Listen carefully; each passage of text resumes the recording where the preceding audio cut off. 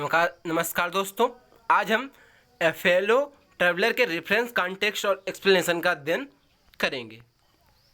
जैसे लिखा है एजी गार्डनर ने। तो पहला पैराग्राफ है, there is a pleasant sense of freedom about being alone in a carriage that is jolting noisily through the night. It is liberty and unrestrained in a very agreeable form. You can do anything you like. तो reference हो जाएगा इन लाइनों का। These lines have been taken from the lesson A Fellow Traveler written by A.G. Gardner. Context: The author of this lesson was traveling in a train. इस पाठ का लेखक एक रेलगाड़ी में यात्रा कर रहा था। He was all alone in the compartment. वह डिब्बे में अकेले ही था। In these lines he describes his loneliness in A pleasant manner. और इसमें उसने अपने अकेलेपन को बहुत ही सुहावने तरीके से दर्शाया है। Explanation: the author rights that travelling all alone in A compartment gives him pleaser and sense of freedom. लेखक बताता है कि डिब्बे में अकेले यात्रा करने पर उसे स्वतंत्रता का एहसास हो रहा था। The train is running with noise and is jerking with speed. रेलगाड़ी तेज आवाज में चल रही थी और जगह जगह पर धक्का दे रही थी। It is a summer night. ये गर्मियों के दिन थे। The writer is free to do anything in the compartment. लेखक डिब्बे में कुछ भी करने के स्वतंत्र था। He can talk loudly without disturbing anyone. वह तेजी से बिना किसी को परेशान किए बातचीत कर सकता था।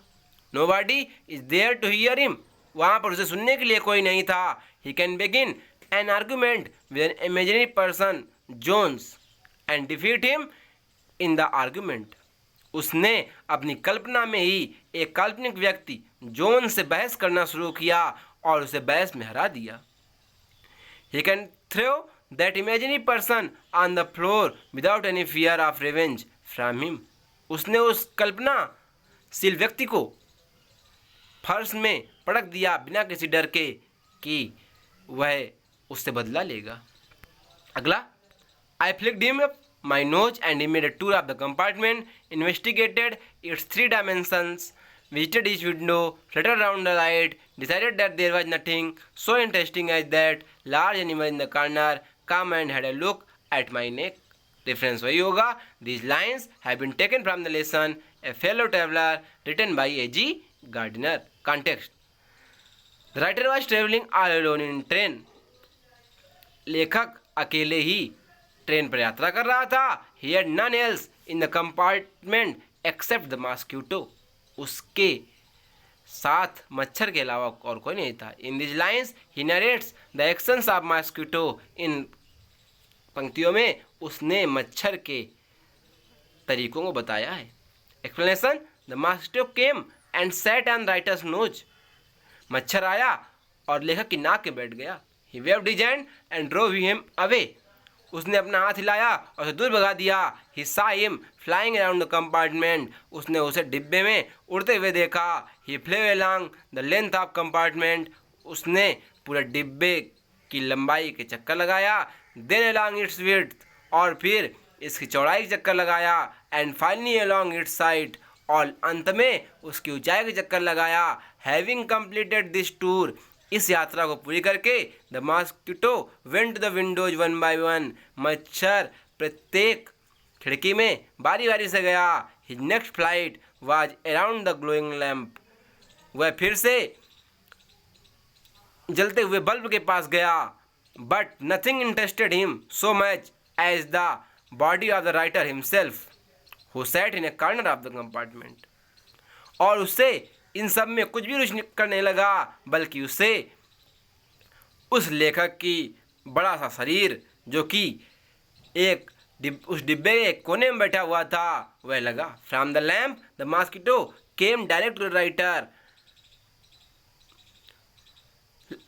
बल्ब के पास से लैंप के पास से मच्छर सीधा लेखक की ओर आया। And had a good look at his neck. और उसकी गर्दन की तरफ एक अच्छे तरीके से देखा। Perhaps he wanted to sit and bite the writer on his neck. वह शायद लेखक की गर्दन में बैठकर उसे काटना चाहता था। तीसरा, I flicked him off again. He skipped away, took another jaunt round the compartment, returned and seated himself impudently on the back of my hand. It is enough, I said. Magnanimity has its limits. Reference वही हो जाएगा। These lines have been taken from the humorous essay A Fellow Traveler written by A.G. Gardner. Context क्या हो जाएगा? The writer was traveling by train. लेखक रेलगाड़ी से यात्रा कर रहा था। Passengers got down at every station. यात्री प्रत्येक स्टेशन पर उतर रहे थे। At last the writer was left alone. अंत में लेखक अकेला बचा। Then he found that he was not alone. तब उसने पाया कि वह अकेला नहीं था। He had a fellow passenger also there. उसके साथ में एक सहयात्री भी था। His fellow passenger was a mosquito. उसका सहयात्री एक मच्छर था। The mosquito was disturbing the writer again and again. मच्छर बार बार लेखक को परेशान कर रहा था। Explanation: The writer flew away the mosquito. लेखक ने मच्छर को भगा दिया या उड़ा दिया। It flew away and took a short journey round the compartment. वह उड़ गया और उस डिब्बे की छोटी सी यात्रा की। It again came and this time it sat on the back of writer's hand. वह फिर से आया और इस बार वह लेखक के हाथ में बैठ गया। The writer got angry. लेखक गुस्सा हो गया। He said that he would not tolerate it anymore. उसने कहा वह इसे अब क्षमा नहीं करेगा। There is limit to one's generosity. किसी की दया की कोई सीमा होती है। अगला fourth, It is enough, I said. Magnanimity has its limit. Twice you have been warned that I am someone in particular, that my august person resents the tickling impertinence of strangers. I assume the black cap. I condemned you to death. Justice demands it, and the court awards it. The counts against you are many. You are a vagrant. You are a public nuisance. You are traveling without a ticket. You have no meat coupon. Difference हो जाएगा। These lines have been taken from the lesson A Fellow Traveler written by A.G. Gardner. Context: The mosquito constantly disturbed the writer. मच्छर बार बार लेखक को परेशान कर रहा था। Every time he flicked it off. प्रत्येक बार वह उसे भगा रहा था। It came back to him. वह उसके पास आता था। This time it came and sat on the back of his hand. इस बार वह आया और उसके हाथ के पीछे वाले हिस्से में बैठ गया। Explanation: The writer got angry. लेखक गुस्सा हो गया। He said that he would not tolerate it. उसने कहा वह क्षमा नहीं करेगा। There is limit to his generosity. उसके दया कोई सीमा है। He gave warning to the mosquito 2 times. उसने 2 बार मच्छर को चेतावनी दी थी। After all, the writer was not an ordinary person. क्योंकि लेखक कोई साधारण व्यक्ति नहीं था। He was someone special. वह एक विशेष व्यक्ति था। He was respectable. वह आदरणीय था। He felt insulted by the uneasy sensation caused by a stranger like the mosquito. उसने एक अपरिचित मच्छर जैसे कीड़े से बहुत ही अपमानित महसूस किया। Now he is not prepared to tolerate this disrespect and rudeness anymore. और अब वह इस अपमान और रूखेपन को माफ नहीं करेगा। So he took upon himself the role of a judge. इसलिए उसने एक न्यायाधीश का पद ले लिया। Becoming a judge, एक जज बनकर he sentenced the mosquito to death. उसने मच्छर को मौत सजा सुनाई। Justice demanded that it should be put to death. न्याय चाहता था कि उसे मृत्यु मिलनी चाहिए। अगला है It was all in vain.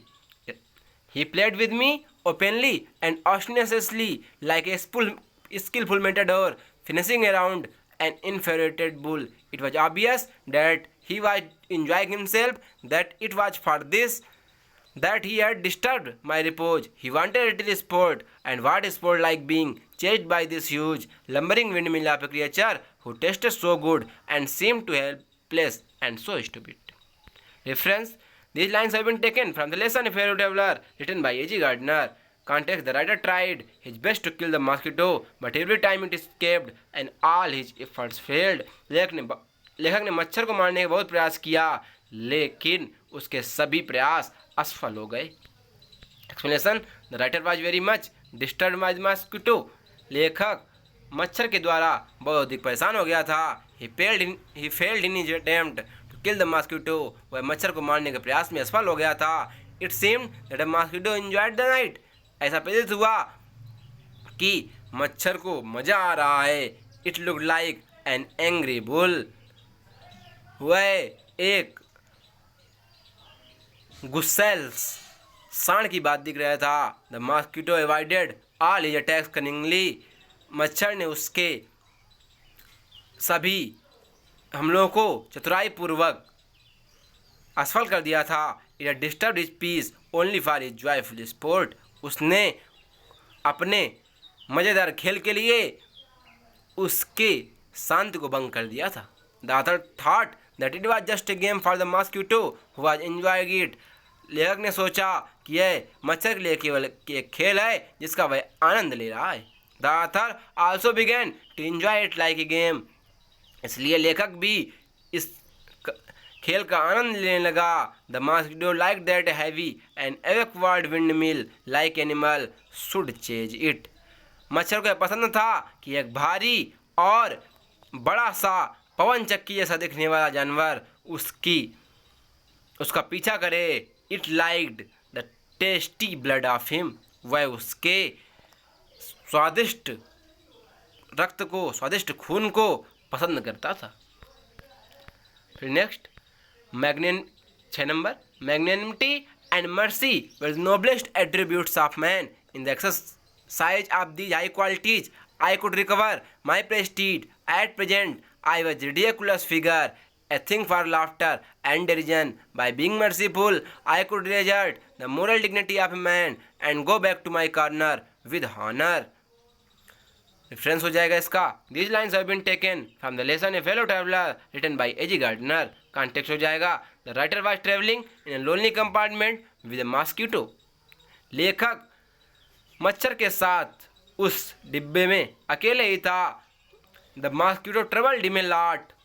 मच्छर ने उसे बहुत परेशान किया. Therefore the writer made several attempts to kill it.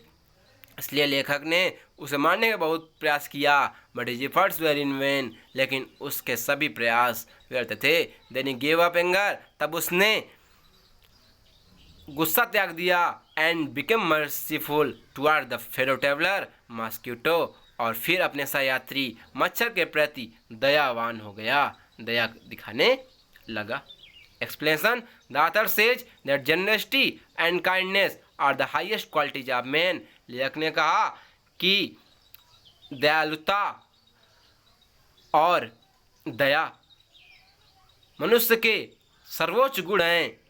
If we can be liberal and kind to the mosquito. यदि हम मच्छर के प्रति दयावान हो जाएंगे, he will become a very noble man in the eyes of the mosquito. इसलिए वह मच्छर के लिए बहुत ही आदर्श व्यक्ति बन जाएगा. द राइटर फील्स, या मच्छर की नज़रों में बहुत ही आदर्श व्यक्ति बन जाएगा. The writer feels that his defeats have made him a funny person. लेखक ने महसूस किया कि उसकी हार ने उसे एक मजाक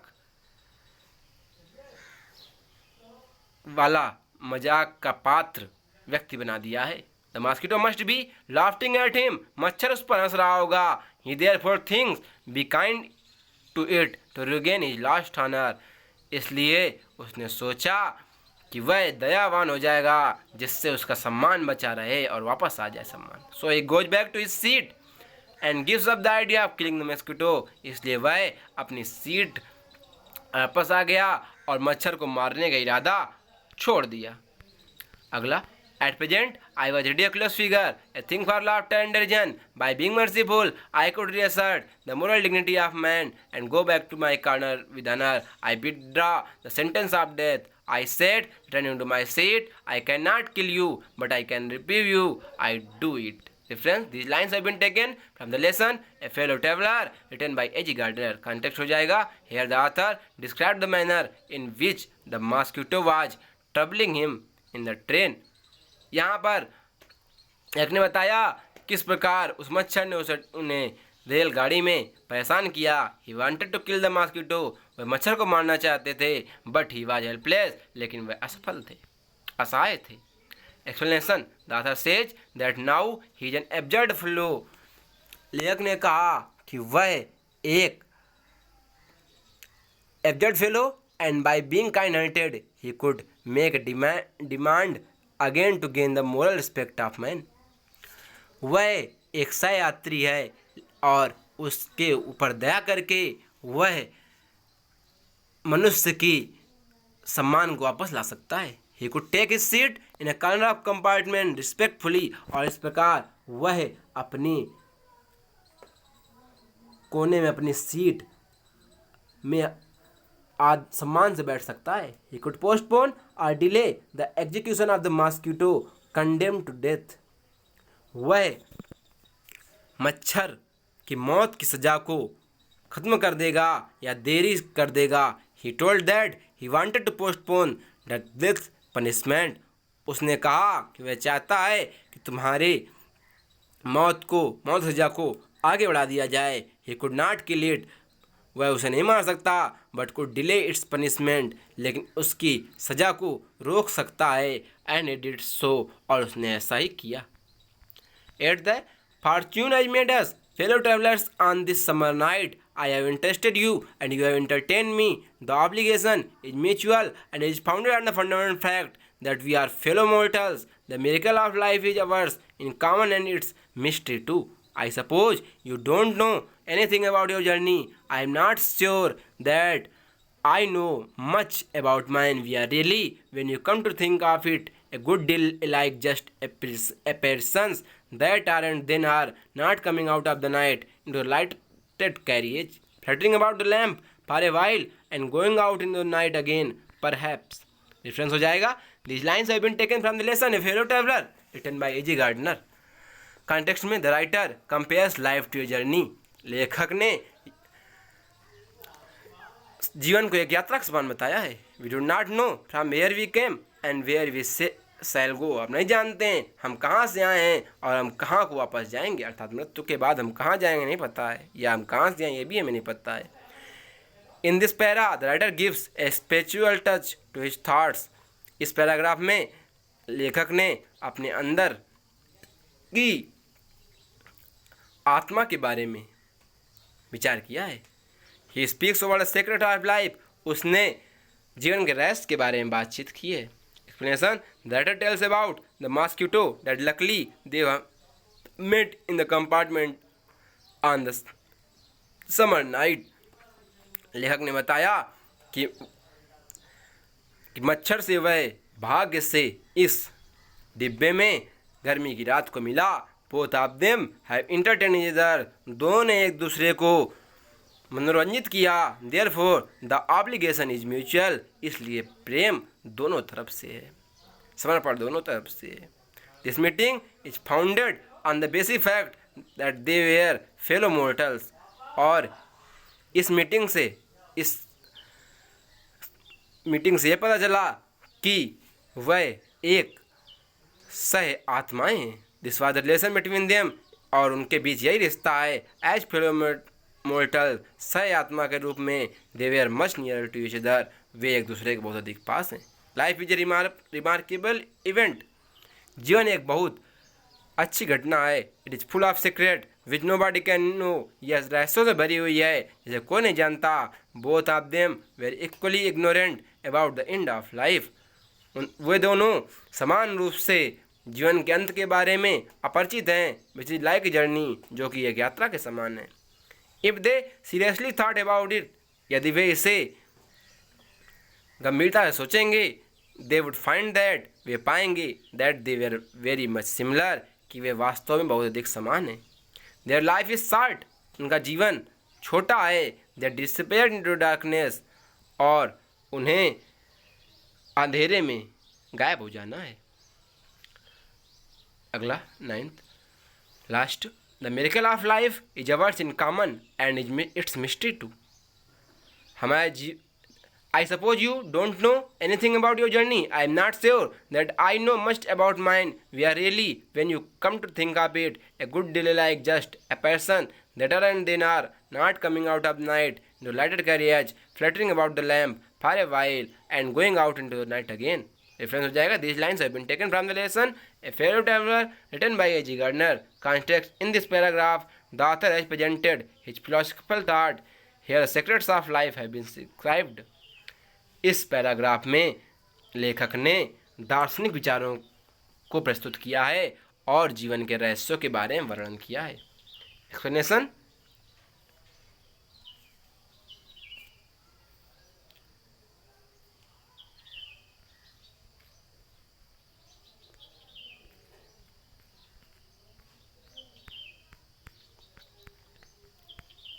The author realizes that Mosquito and the author himself were fellow travelers. लेखक ने महसूस किया कि वे और मच्छर दोनों सहयात्री हैं। Again the author said that they were fellow mortals. फिर लेखक ने कहा कि वे सह आत्मा हैं। Both of them were mortal creatures. दोनों नश्वर आत्माएं हैं। This was the relation between them. और उनके बीच एक रिश्ता है। As fellow mortals, they were much nearer to each other. एक सह आत्मा के रूप में वे एक दूसरे के पास हैं। Both of them were equally. Life is a remarkable event. जीवन एक सच्ची घटना है। It is full of secrets. यह रहस्यों से भरा है। Both of them were equally ignorant about the end of life. दोनों अपने जीवन के अंत से समान रूप से अपरिचित हैं। Which is like a journey, जो एक यात्रा के समान है। If they seriously thought about it, अगर वह इसके बारे में सोचेंगे, they would find that वे पाएंगे that they were very much similar, कि वे वास्तव में काफ़ी हद तक समान हैं। They were like ghosts that appear for a short time only. वह एक भूत के समान हैं जो केवल थोड़ी देर के लिए प्रकट होते हैं। There is darkness from outside. बाहर अंधेरा ही अंधेरा है। They run around the light for some time. वे थोड़ी देर तक प्रकाश के चारों ओर चक्कर लगाते हैं। They disappear into darkness again. और फिर से अंधेरे में चले जाते हैं। ठीक है, तो इतना ही है। ये 9 पैराग्राफ आपको अपनी कॉपी में नोट कर लेने हैं, नोट्स बना लेने हैं। किसी भी दिन आपके नोट्स आपके घर में आकर चेक किए जा सकते हैं। जय हिंद, जय भारत।